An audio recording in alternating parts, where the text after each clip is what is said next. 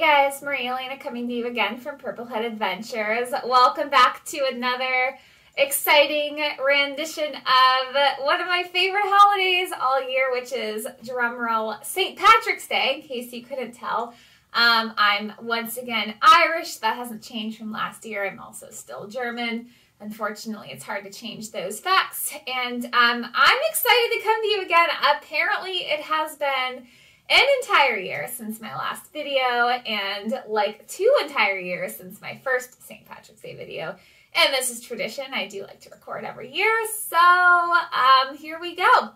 And guys, I do have a disclaimer here about my earrings this year. These ones actually intentionally do not light up, so they're not just non-functioning like last year. Got a different headgear going on today and a hefty set of Mardi Gras beads.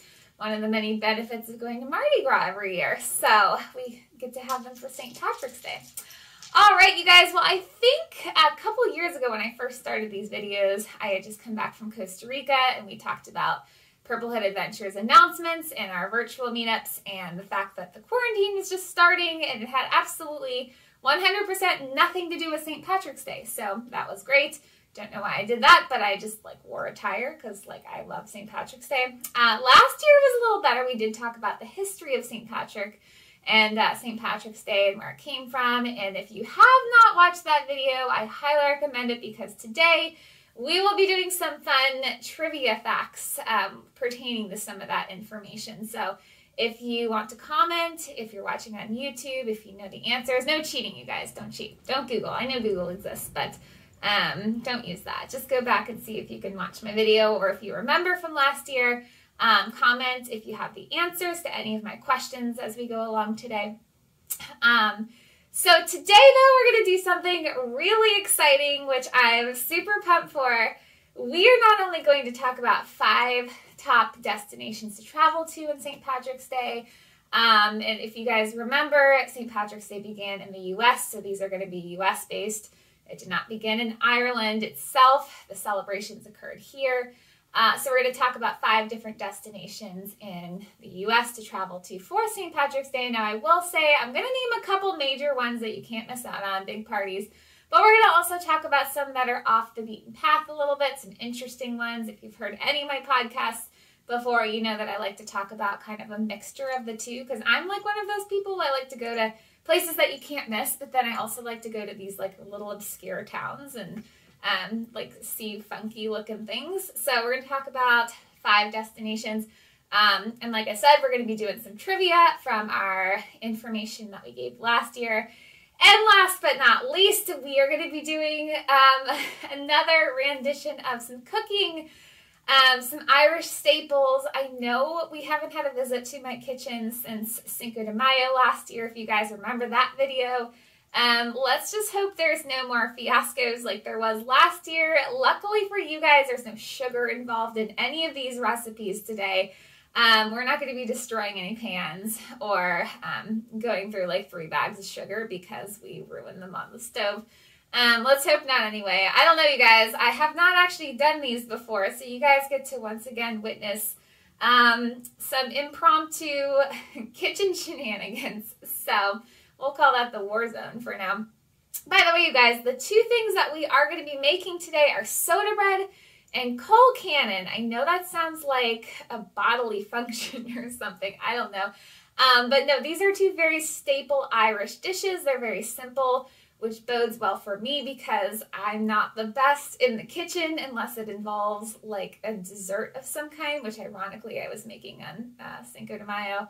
And that didn't come out so well. These are going to be some staples. The first of which, like I said, is soda bread. So soda bread is actually just like St. Patrick's Day. It did not begin in Ireland. It began here in the U.S. and it actually was began by indigenous American Indians, and they used to use what's called pearl ash, which was created by wood ash. In substitute of yeast. They didn't have yeast around then to make their bread. And it was later adopted by the Irish people, which made it famous. And by the way, soda bread came about long after St. Patrick himself, who was from around 400 AD. This began in about 1830s, so that's when soda bread started, right around the time that baking soda first made an appearance. Wonder why that is.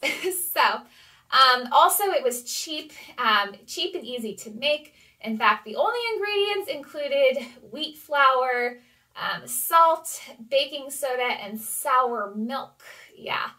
I don't know about you guys, but I don't trust myself with sour milk. Luckily today it's been replaced with buttermilk, which is what we're going to be using today. So no sour milk. I can't imagine.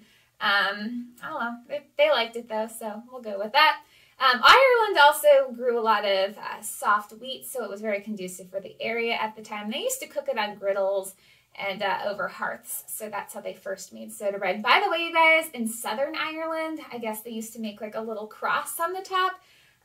This is what a cross looks like in case you guys didn't know. My husband makes fun of me because I use my fingers to like draw things in the air all the time, just in case you guys needed the visual. So they would make a cross just to, so I guess the whole theory behind that is so that they could protect the household to ward off evil. So they put a cross on their bread. They only did this in Southern Ireland, by the way, you guys. In Northern Ireland, they stuck to more of like a triangular shape, these flatbreads, which they called farl. I did look that up, you guys. I'm moving on up in the world. I've been looking up pronunciations before trying to pronounce these things. It is not feral, it's a farl, not like the feral cat. So they do have different ways of making this bread, depending on where you are from Ireland. All right, let's talk about COLCANNON. I love that name. By the way, the name, let's talk about the name. There's a couple different theories about the origin of it. So let's first talk about the ingredients first, because we need to talk about that. It's basically like a mashed potatoes, but like an Irish version of it. It began in the 17th century in Ireland. It was commonly made, it's very cheaply made, kind of like soda bread. It was a common people's thing to eat back in the day, and it traditionally contains only potatoes, butter, milk, and cabbage. Sometimes people use kale or scallions also. So naturally today we're going to be using all of those things because why not? I kind of made up my own version of it, but we're going to use the basic ingredients that they use in Ireland. We're not going to be adding bacon or anything funky like that. A lot of people do that, but that's not really the traditional way of making it, so we're going to refrain from that today. COLCANNON, so let's talk about that origin. So there's a couple different theories. The first of which is that it came from a word called, okay guys, I don't really know how to pronounce this, but COLCANNON? I'm not sure how to say that. Okay, I lied about not like being able about looking up things to pronounce. This is a Gaelic word, by the way. People say that it either means white-headed or white-faced cabbage, or it could mean the fact that the potatoes are white and they're mixed with cabbage. So either way, there's some kind of white mixed with something else. I don't know. And the other theory is that the word cal is, I guess cal means cabbage, and cianan is garlic, onions, and leeks. I don't know. Regardless, it means something that relates to the ingredients in COLCANNON. There's just a few different theories on where that came from. So, and by the way, guys, in Ireland, this is more of a Halloween food. I was super pumped to learn this. Halloween is my favorite holiday, in case you guys did not know that. So if you think about Mardi Gras here in the U.S., if anyone's ever had a king cake before, you know that they hide like a little plastic baby on the inside. Okay, I just happen to have this sitting on my desk. You guys, I'm not even kidding. This is literally just sitting here. I did not plan this. I had a king cake this year on Mardi Gras, and of course I naturally got the baby. It ended up in my mouth like it does every year. So they hide these little things in there as like a symbol for good luck. It's kind of tradition. They do the same thing in COLCANNON in Ireland. So here's the fun thing about this. So they will hide other objects, not babies, but things like coins, which means riches. You're going to have riches in your life. Rags means poverty. I don't know about you guys, but I don't think I'd want to find a rag in my mashed potatoes. But they do hide that in there. Rings means you're going to be married soon. Sticks means you're going to be stuck in a bad marriage. Don't think I want sticks in my mashed potatoes either, but it's just me. And buttons, I'm not sure why this is, but it's I guess it's kind of destines you to have a lifetime of being single. So yeah, I don't know why they chose buttons, but so it is a Halloween food. It's kind of like a, I don't know, the symbolic food, I guess, is if you want to call it that. So, but today we're going to make this on St. Patrick's Day, because here in the U.S. we do eat a lot of Irish foods on St. Patrick's Day. And guys, as I mentioned before, we're going to enter the war zone here, aka my kitchen. So bear with me on that and get ready for some trivia coming up. And we're going to talk about those top places in the U.S. to visit for St. Patrick's Day. So I will see you in the battlegrounds. That is my kitchen. See you soon.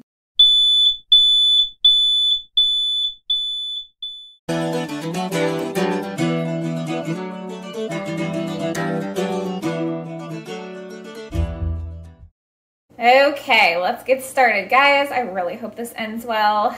Once again, I'm filming by my lovely array of coffee over there. Irrelevant content. All right, as you guys see, there are all of 4 ingredients in this soda bread here today. We've got 3½ cups of flour. I hope you guys don't mind. I took the liberty of already measuring that one out. Didn't want to end up with too much flour on myself in front of the camera. Did that in private. This over here is about a 1.5 cups of buttermilk. It's measured out there. This here, let's hope I get this right, is 3/4 teaspoon of baking soda. That's what we're using in these modern times. And this over here is going to be about 1/2 teaspoon of salt. And we're going to mix that all together, you guys. And those bananas over there are not part of our dish, although that sounds pretty tasty. All right, guys, don't mind my cooking. I'm making a St. Patrick's Day cake over there. As you see, we've got the oven currently preheating to 450. This will stay this way for the first 15 minutes of baking, and then we'll turn it down to 400. So, all right, guys, let's mix these ingredients.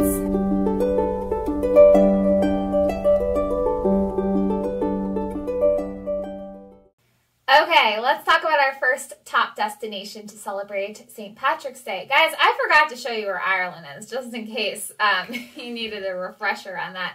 It is in Northern Europe. It's up here. Like I said last year, I've been to Ireland, but only to Dublin. So if you've been to Ireland and you've been to a place other than Dublin, comment if you're watching on YouTube, because I do want to hear where I should go, because that is definitely a bucket list of mine. I want to return to Ireland for sure. So just in case you guys needed a little refresher, the capital is Dublin also, just in case you needed to know that. But we're not talking about Ireland today. We're talking about the U.S., because that's where those St. Patrick's Day kind of modern day celebrations started. As I mentioned last year, there is St. Patrick's Day celebrations in actual Ireland, but they were more celebrated in a traditional way back in the day. So our first place that we're going to head to here in the U.S., I'm going to start with one of those popular ones, is Chicago. Okay, I know that's like no surprise, because they dye their river green, and unless you live under a rock, you probably know that. So I have a personal story about this. This was back in I don't know, 2015 or something. I was out with some friends in Columbus, and I was out with the girls, and my husband was out with the guys, and we got back home. It was probably I don't know, 1 in the morning, and our friends lived in Chicago, and they said, hey, why don't you come here for St. Patrick's Day weekend, which was the next day. And we're like, yeah, right, we're 5 hours away here in Ohio. And my husband told one of my friends, he said, all right, if we leave right now, we can go. He's totally joking. And my friend said, all right, let's go. So my friend and I took turns being the drivers the whole way. And we got there by morning. I was brutally tired all day, but it was the best weekend ever. This little impromptu overnight trip to Chicago was a blast. Saw the Green River. They had a party there, so that was great. I had a nap. So let's talk about Chicago. They do dye their river green, like I said. They have actual boat rides that you can go on. You can do river cruises. They have a huge parade. There's all these outdoor bars and kind of livelihood that go around on the area. Lots of dressing up and drinking green beer. As I mentioned last year, I'll just bring my green food coloring in my purse because I don't trust anywhere to actually have that. And a fun fact is in 1962, this actually began. The idea of dyeing the river green actually started by Journeyman Plumbers Local Union 130. Don't ask me exactly what that is. I'm guessing it's a plumbers union. And the mayor actually noticed that their overalls were stained in this like bright neon green, which apparently was from these chemicals that they were using to dye the river with. I'm guessing that's not all that safe. I don't know, just guessing. I wouldn't want to swim in there. But the modern day, I guess the Environmental Protection Agency sort of stepped in on that one. So modern day ingredients include something that's like a vegetable powder base. It's also a mystery, you guys. It's a secret about what they actually use to dye the river with, but something vegetable based. I don't know, you guys. It still doesn't sound all that great, but that's what they use nowadays. So if you want to go somewhere really cool with a great party, Chicago, you cannot miss that one.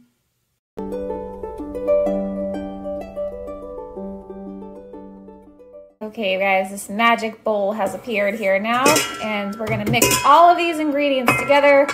Bear with me trying to do this as I'm looking through my camera and trying to pour at the same time. My oven is ready, as you hear. I'm going to mix all of this stuff together, the stuff we just measured out. There goes our salt. And here comes the fun liquid part of all of this. This is our buttermilk. Oh boy, you guys, I'm in for a treat. This is already spilling. All right, guys, this is all that there is, okay? And I'm instructed to mix this with my hands. I'll kind of show you. Don't worry, guys, I did wash my hands. I'll start. I'm not going to do the whole thing with just one hand. I just want to show you guys how this is going to get mixed. This is going to make like a dough, at least I think. Like I said, this is my first time making this, so we'll find out. All right, guys, let's see what this looks like here in a minute.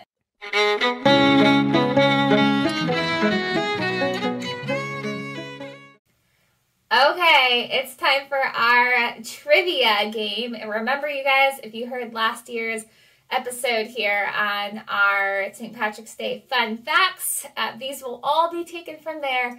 So if you remember this, if you haven't, then maybe you still know. We're going to start with our first trivia fact today, our first question here, and that is that March 17th, that's today, that's St. Patrick's Day, that is the celebration of what? Do you guys remember what this actually celebrates? What is March 17th in Ireland? And by the way, you guys, if you remember, St. Patrick actually came from Great Britain. He's not Irish, but he was enslaved in Ireland and became famous in Ireland. So, all right, guys, but that question was, in actual Ireland, what does March 17th celebrate? All right, somehow this turned out the first time. I don't know how. I wonder what's in store for me later. There's our ball of dough. By the way, if this becomes too crumbly, you can add more buttermilk. If it becomes too soft, you can add more flour. And now we add our bananas. Just kidding, I love bananas. I would love to put bananas in there, but unfortunately the Irish didn't really come up with that, so we're gonna refrain from that today. All right, guys, so now we're gonna put this on a floured surface. You can do it on your counter if you want to. I think I'm just gonna flour my cookie sheet and spread it out on there since I'm gonna be baking it on there. Okie doke, my big ball of dough has miraculously transferred itself to this cookie sheet with, I put parchment paper in here. You never know what might occur in my kitchen. And we're gonna try to smoothen this out to about an inch and a half or so of thickness. We're gonna spread it out. And guys, I am gonna use 2 hands again. I did take the liberty of trying this dough, by the way. It does indeed taste like dough, so far so good.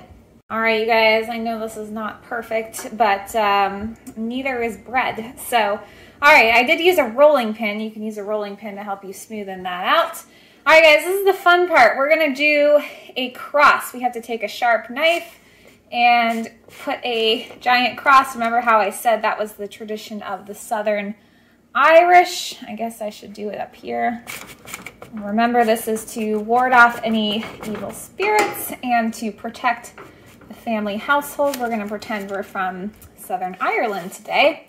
I think I'm just separating this somehow. I don't think this is I don't think you're supposed to go all the way to the bottom, but I was distracted by talking about evil spirits. So we're just going to go with this for now and hope that it comes out okay. We're going to start on 450 degrees. We're going to put this in the oven and bake it for 15 minutes. Okay, you guys, do not forget about this because after 15 minutes, We will be needing to turn this heat down to 400 degrees, in which case we will be baking it for another half an hour. All right, Cross, good luck, bread. We'll see you momentarily. Well, for you guys anyway, for me in about half an hour or so.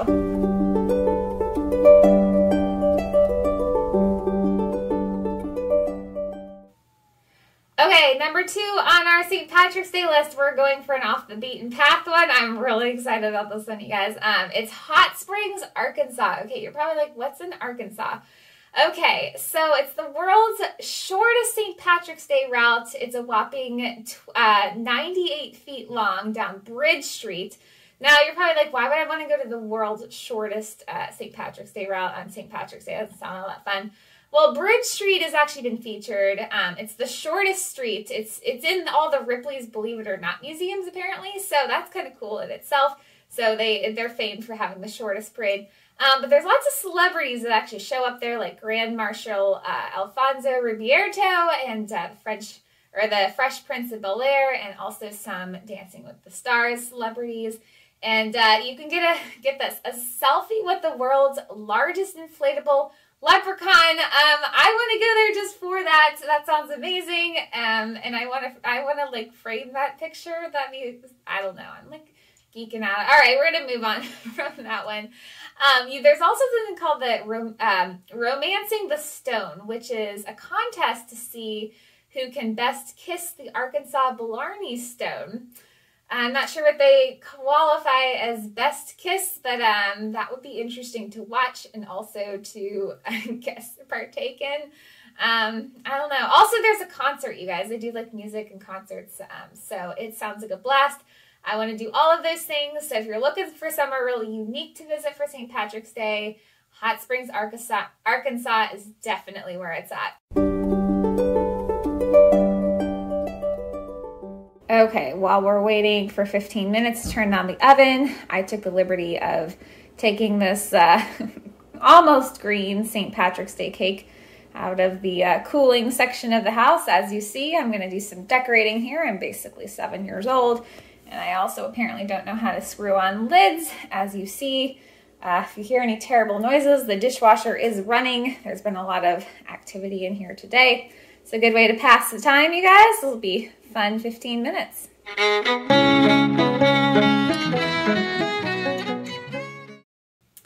Okay, we're up to our second trivia question today, if you guys remember. All right, let's talk about the first and oldest St. Patrick's Day in the United States. As I mentioned several times, the U.S. actually began the modern celebrations of St. Patrick's Day, not the traditional ones that were celebrated in actual Ireland. Now, what city did this begin in? Where did the St. Patrick's Day celebrations begin in? And what is home to the oldest and largest celebration in the entire world? It's here in the U.S. What city? Okay, as you see, it's been about 15 minutes. Well, you don't know that, but I do. So I'm going to turn this down to 400, and we're going to cook for another half hour. And momentarily, well, how about now? I'll show you guys now. This is my creation over here. Never mind the shenanigans over there in the floor. We won't go there. This is my St. Patrick's Day cake. As you see, for the record, in Ireland, they do not call it St. Paddy's Day. In fact, Irish people get a little annoyed when we call it that. But I ran out of gel frosting, so it was St. Paddy's Day today. And the rainbows are for, like, the rainbow. And guys, how cool is this? I used this cookie cutter to outline this beautiful shamrock there. St. Patrick would be proud. Oh, and P.S., now I have something else to keep me occupied for the next half an hour, and that is to clean up this wonderful array of sugar products on my kitchen counter.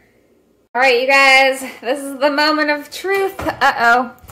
All right, let's see how this is. Okay, I'm just going to use this towel. It's probably not the smartest thing, but here is our bread. Okay, so far it doesn't look like anything exploded or it sunk or anything like that. Seems like it's kind of a bread consistency. It looks like it's edible. I might eat this with like soup or something. Kind of reminds me of naan bread if you think of like Indian bread. And look, our cross is still there, although I can't promise that it's not going to fall apart when I cut it. I'm excited to eat this after it cools. It smells really delicious in here, you guys. Almost as good as my St. Patrick's Day cake over there. By the way, those were key lime pie M&Ms. If you missed that, I was just in Florida, so I'm kind of on a key lime pie kick. All right, guys, but this is not key lime pie. This is soda bread, the authentic Irish staple, I think.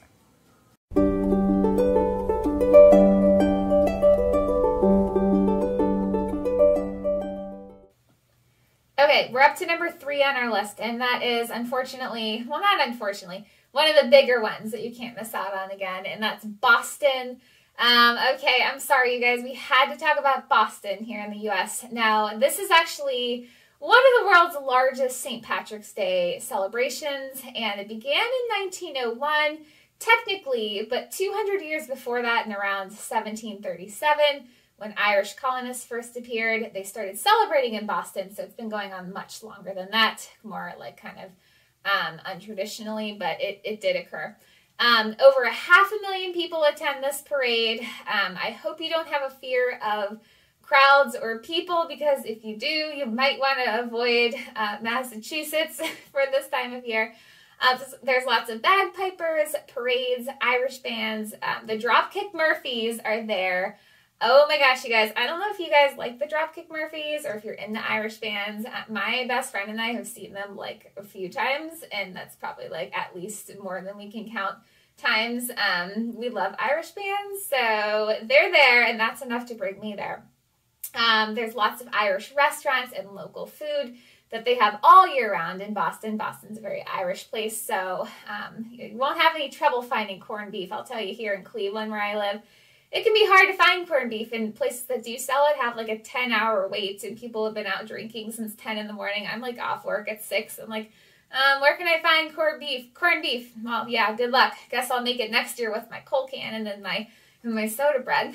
So yes, definitely head to Boston if you want some really authentic traditions, some good entertainment, and most importantly, some good old Irish music.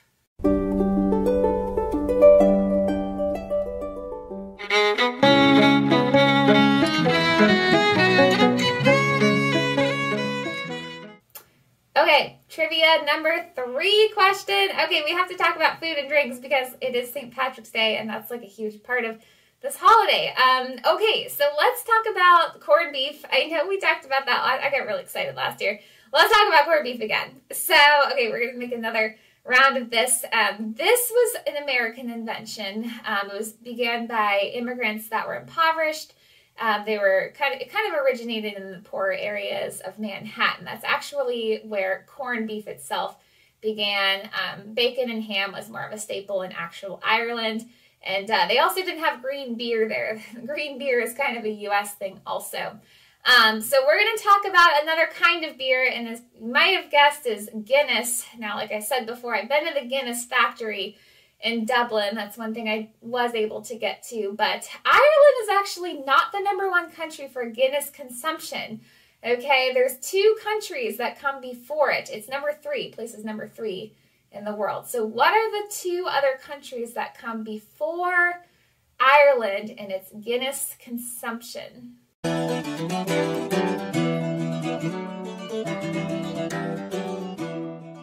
Alrighty, we're ready to make our COLCANNON, or that name that sounds like something that belongs to a party for your body. So I've tweaked this a little bit. So COLCANNON can be made a few different ways with different kinds of ingredients. As I said earlier, I'm opting to use a couple different things of the suggestions, so I'm kind of making my own version of this. I also am reducing the amount of potatoes because I do not have an army to feed in my household at the moment. So we're going to kind of tweak this. I'll tell you guys about what they recommend, but then I'm going to tell you what I'm going to do.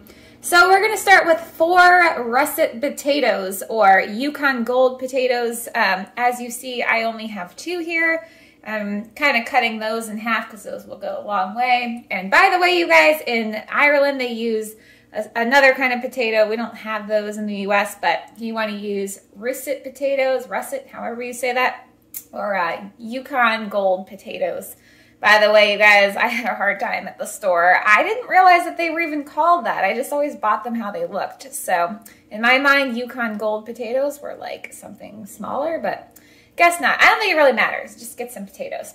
All right, then you need about 3 tablespoons of butter. I opted to keep the 3 tablespoons even with the small amount of potatoes because I like a lot of butter. And then we've got here 2/3 cup of whole milk or half milk. This is whole milk. I may not use it all because, again, I only have 2 potatoes, but we'll see. And we want half of a small cabbage. Okay, I opted to get this red cabbage here, but I think technically they sometimes, most of the time, use like a white cabbage or a different kind of cabbage, but I like red cabbage, so we're going with that today. You can use that or kale. So I just bought like a bunch of kale, and I'm going to do kind of half and half. I'm just going to kind of eyeball it and pick off some cabbage and then some kale. And then four scallions here. As you see, I just kind of picked a bunch off of there. I'm just going to kind of add them as I wish. Some salt and pepper. I also added some garlic salt here. I don't know about you guys, but I think everything tastes better with garlic. And of course, our usual suspect, bananas. Just kidding, you guys. One of these days I'm going to make banana COLCANNON. I don't know. Sounds kind of good. All right, guys. So first thing we're going to do is we're going to, well, I've already washed all of this, but I'm going to dice these. I'm going to peel those, and I'm going to shred some of this kale and some of this cabbage here. So I'll see you in a minute after I do some peeling and some dicing and some shredding.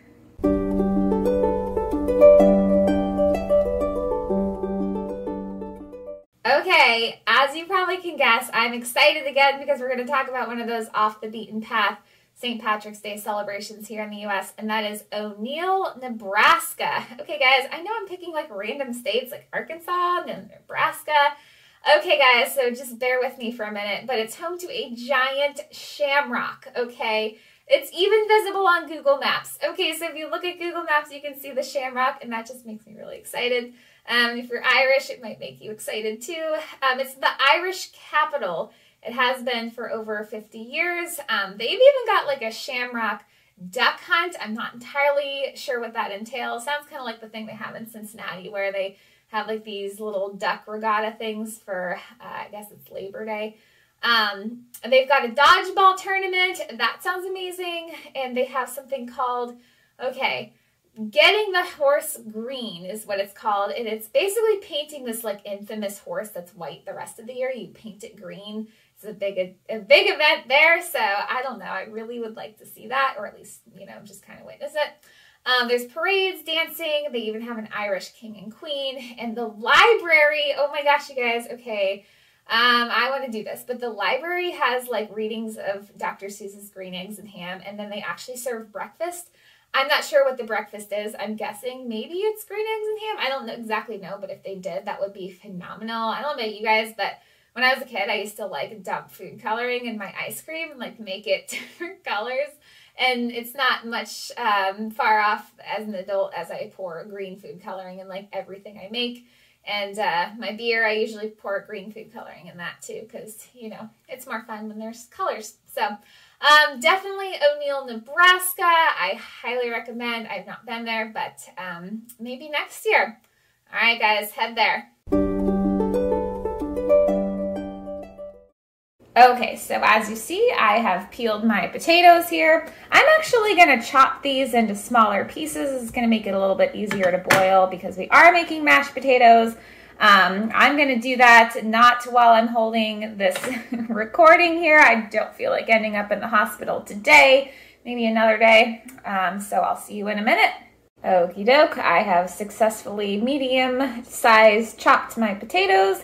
Did not end up in the hospital. That's always a good thing. Don't worry, guys. I don't have any incidences unless it's somehow related to watermelon. That's another story for another time. So we are going to boil these, but first I'm actually going to prep the rest of my ingredients, my green things and my red thing, which is technically purple over there, aka that cabbage. Okay, as you see, I've moved my potatoes into a thing of water, which I'll be boiling in a minute. This is my kale here. I don't think I'm probably going to use all this, especially since I have cabbage to go with it.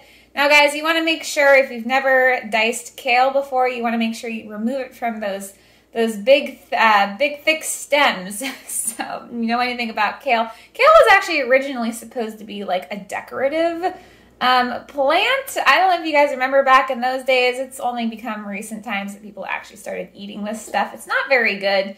It's very good for you. So yeah, we're going to use it today. But that's what it looks like. I'm going to dice this a little bit further and cut it into smaller pieces so that we're not chewing on rubber. Okay, now that kale is a little more manageable, I have also taken the liberty of peeling this cabbage into just a little handful. I'm going to chop that up too. Like I said, I'm not probably going to use both of those. I'm just going to kind of eyeball it since we don't have that many potatoes. It depends on how many veggies you like in there. So I'm going to chop that up real quick. Okay, now that you guys missed the antics of the purple shreds all over the countertops, we've neatly shredded those cabbage leaves into smaller, manageable segments. The kale over there is still neon green. I can always add more food coloring to it, you know, just in case you guys, in case that isn't natural enough. Now we're just going to cut these scallions up. If you guys have never cut scallions before, you do want to make sure that you cut, well, you can use the whites, but you want to make sure these little root-looking things that look like mini broomsticks come off. And you'll be dicing them at an angle in smaller chunks there. By the way, you guys, in real life, well, this is real life. I've never done this before. You can have those actually boiling while you do all this. I just wanted to show you guys the series of steps so you can see all the ingredients at once. All right, we'll see you after I chop those broomsticks off. Okay, I've chopped my scallions. By the way, guys, these aren't actually scallions. They are green onions. I couldn't find any scallions, but you can definitely still use those. They're almost the same. By the way, you can cook with those white things. These are just more like the decorative ones that you see. You can cook that and things. Don't eat those though. I'm not sure what'll happen, but it's probably too much fiber. All right, guys, so we're done prepping ingredients. Now we're gonna boil those potatoes finally.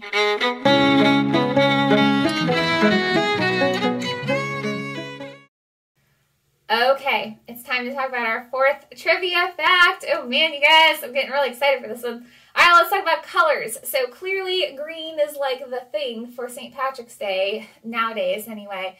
Green actually kind of came about when shamrocks became popular. Shamrocks, by the way, were kind of seen as Irish, kind of like naturalism. Like there's a lot of shamrocks in Ireland, and that's kind of where that began. By the way, shamrocks, you guys remember, that became a symbol of St. Patrick's Day because it used the leaves to talk about the Father, Son, and the Holy Spirit. That's where that came from. So green sort of stemmed from the whole idea of shamrocks, and shamrocks happen to be green. But back in the day in Ireland, green was really not the original color celebrated for St. Patrick's Day. There was more of another color that was more St. Patrick's color. What was it? What was the original color for St. Patrick's Day? Hint, hint, it is not green. I'll give you another hint. It's not rainbow color either, because there's a lot of rainbows. I don't know, I was just thinking about like Lucky Charm box. So what is that other color, the original color? Not green. Okay, so I turn on the burner here. You do want to add a little bit of salt just to help it boil.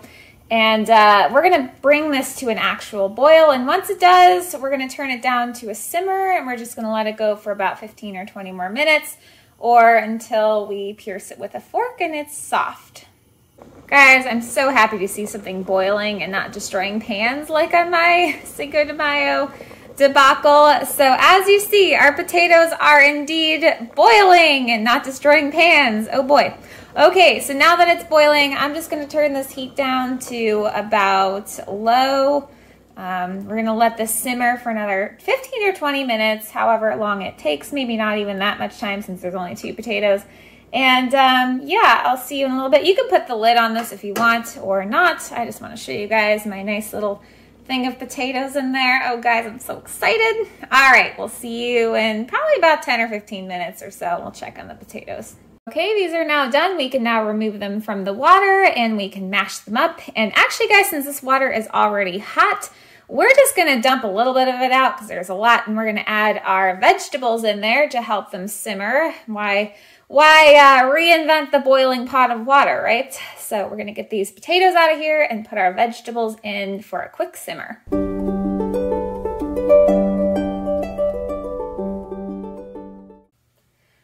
Okay, we're up to our last destination. I'm sorry I only have 5 of these for you guys. Our last U.S. destination for St. Patrick's Day. This is another big one, but it's not too crazy big, the town anyway, and I like this actual town. It's got a lot of character, but we're talking Savannah, Georgia today. So this does have over 4,000 visitors. It's pretty large. It is the 2nd largest parade in the country, so if you like parades, definitely head there. It actually begins at the beginning of March, so it's like the whole March month is basically St. Patrick's Day, which it is for me. I like to celebrate things by the month. So like when October rolls around, like it's Halloween every day. When it's, you know, March, especially now, like at this time of year, like there's nothing else going on. I'm like, all right, St. Patrick's Day it is, after Mardi Gras, of course. So it begins a lot earlier than actual St. Patrick's Day. There's lots of live entertainment. I don't think the Dropkick Murphys, they can't be in 2 places at once. The fountains are dyed green, so it's kind of like the river, just maybe on a smaller scale. There's parades in the historic park district that they have, and there's lots of little historic inns and like boutique hotels you can stay in. It's just like a really quaint, if you've never been to Savannah, I actually have not been to Savannah, but I know so much about it and I'm planning on going there this summer. I would highly recommend going there for St. Patrick's Day if you want really cool just environment to be in, but not like a super crazy New York or Boston, and you like parades. So, all right, guys, I wish I could talk about more of these and about like every place to visit in the U.S. because there are so many. We're not talking about New York because that one, as you guys may have heard, is our #1 largest celebration. That's where St. Patrick's Day celebrations in the U.S. began. We didn't talk about that today because we talked about that last year. So hopefully a lot of these are going on this year and they're not like last year when things probably weren't.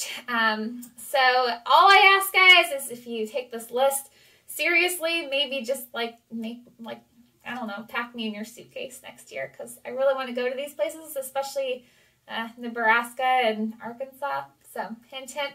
All right, guys, comment, by the way, below if you're watching on YouTube again, if there's places that you enjoy celebrating St. Patrick's Day, because I'd love to hear, because I love St. Patrick's Day. I'm Irish, in case I didn't mention that before. All right, guys, see ya soon. Okay, as you see, this is where we're going to add the rest of our ingredients there. And there's our potatoes over there sitting nice and cool and dry. We're just going to add, I might not even add all this. I'm just going to kind of put them in this simmering water there. And yeah, we'll see how this goes. Okay, we're mixing this all in the water. I didn't use all of them. I just kind of filled it up. There's not many potatoes to go with this, so I may not even use all this, but better have too much than too little. And guys, I really thought about it, but I refrained this time. I wonder what boiling bananas, probably turn mush, I don't know, for me to find out off camera for you guys to learn about at some point. But yeah, that day is not yet today, apparently. Okay, as that occurs, I'm going to just mash these with a fork. You can use a whisk if you want, or some kind of masher, but I'm just going to use a fork because these are pretty soft, I say, as I like struggle with potatoes. And I'm going to mix them together so that they're kind of creamy, and I'm going to add my milk to this and all of my salt and pepper. And again, I'm not going to do this with one hand. I say as I do it with one hand, but as you see, it mashes pretty well here. This is how we're making our staple potatoes here. And we're going to add all the rest of the mixture in momentarily, assuming nothing goes horribly awry or anything like that. Okay, as I mash, I'm just going to kind of dump some of this milk into there and just kind of keep mixing it until it's a creamy consistency. Guys, don't ever try to mix potatoes and milk with your left hand as you attempt to record, or, you know, just warn other people not to do it. I'm going to add some more here. Okay, I totally did not even add even close to all that milk because that was made for 4 potatoes. As you see, I put my butter in there. I'm probably going to add more depending on how buttery You like your potatoes. I could probably eat 2 whole sticks and like 2 whole potatoes. This should probably melt since these potatoes are still warm, but you can melt it if it's having trouble. Although, nothing wrong with running into a big chunk of butter as you're eating, I suppose. So I'm going to just keep mixing this in, making it nice and creamy. Okay, now that my fork and the side of this bowl and these mashed potatoes have exchanged a few words, we're going to add our salt and pepper and also our garlic. I like a lot of salt. I'm just putting in a little for now, just so we don't completely overdo it. This lid came off the other day, guys, during my breakfast making. That was fun. Of course, garlic powder, garlic salt. You can use powder if you don't like too much salt, but this will help with the flavor. I'm going to mix all of this in before we mix all of our vegetables in. That's still kind of softening back there. Plus, that way we can make sure it's a homogeneous consistency. And yeah, this is starting to look like authentic COLCANNON. Not that I've ever had authentic COLCANNON before, but I'm about to try it, as are you guys.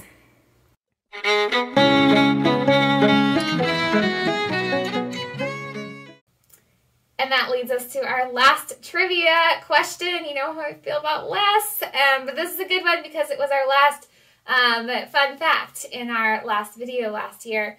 So we're going to talk about the national symbol of Ireland, okay? If anybody remembers what that is, I'll give you guys a hint. It is not the shamrock, okay? We're not going with that. What is the national symbol of Ireland? Do you guys remember what it is? It's not the shamrock.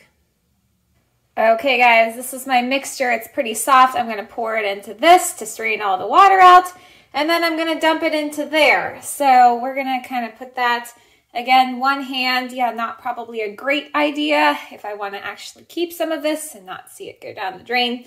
So I'm going to pour that into here and strain it out. All right, now that I've successfully dyed my sink purple, we have a nice little vegetable medley here. I don't know how that's going to go down the drain. We'll figure that out later, future problems. And we're going to dump this straight into our potatoes. And we'll kind of eyeball again. We don't have to put too much in there, but I've got my kale, my scallions, and my cabbage mixture. And I'm going to mix those together. Oops, the steam. Oh man, you guys, a lot of steam.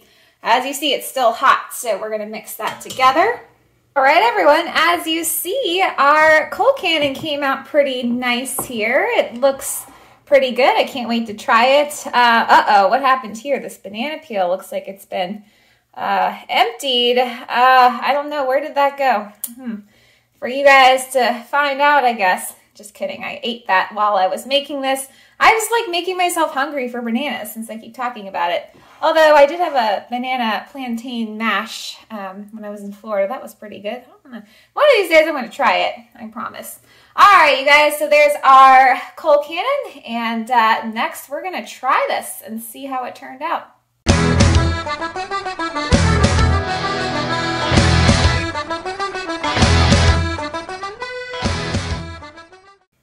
Alright everyone, I'm really glad that our cooking went okay this time, and you guys had a chance to learn how to make a couple staple Irish dishes. I will say they're not very complex, but that's how they're supposed to be. That's traditionally Irish.